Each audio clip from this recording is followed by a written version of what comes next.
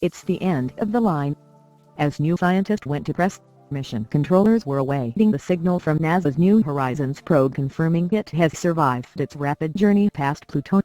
If all went well, images and data from the last stop on our grand tour of the solar system will trickle in over the next year's sea view from the solar system's edge. It doesn't feel real yet, says Casey Dreier of the Planetary Society, a space exploration advocacy group in Pasadena, California. Emotionally, most of us grew up with the 9 planets, and this caps that off.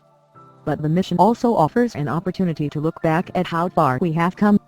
We have been exploring worlds beyond our own since 1959, when both the US and Soviet Union sent probes to the moon, and we have sent robotic adventurers to every planet in the solar system, plus moons, comets and asteroids. These missions have inspired millions to wonder about our place in the cosmos and have indirectly taught us more about the planet we call home. The flyby of New Horizons is the last of the firsts. We will never set eyes on an uncharted world in our solar system again. So what's next? We are running out of unknown territory, but we can now go back to places we have visited briefly and explore them more fully, says Kern Niebuhr, who oversees NASA's robotic missions. That means drawing inwards.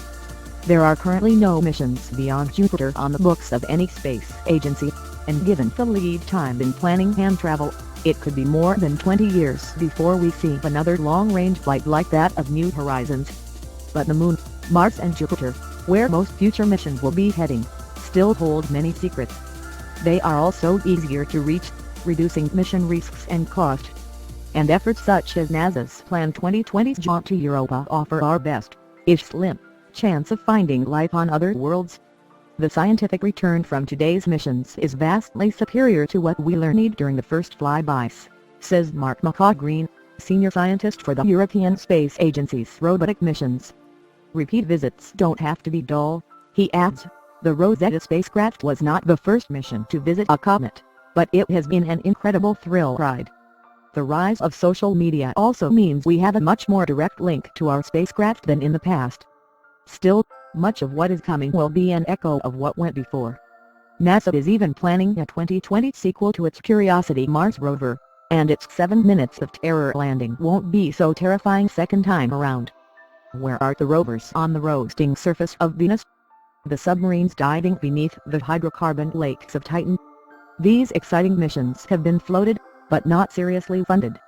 Will new findings from familiar destinations satisfy a public that hungers for exploration, and ultimately funds these missions? You want to look for a balance of missions that are producing great science and also have the potential to engage public interest, says Dreier. You don't want to ignore that. And excitement does have a serious payoff, says McCaw-Green.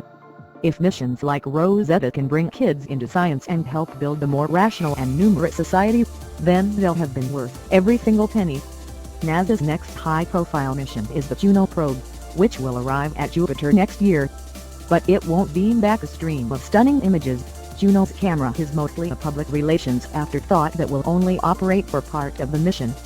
Space exploration is not just about pretty pictures, but they do feed the desire to set eyes on other worlds.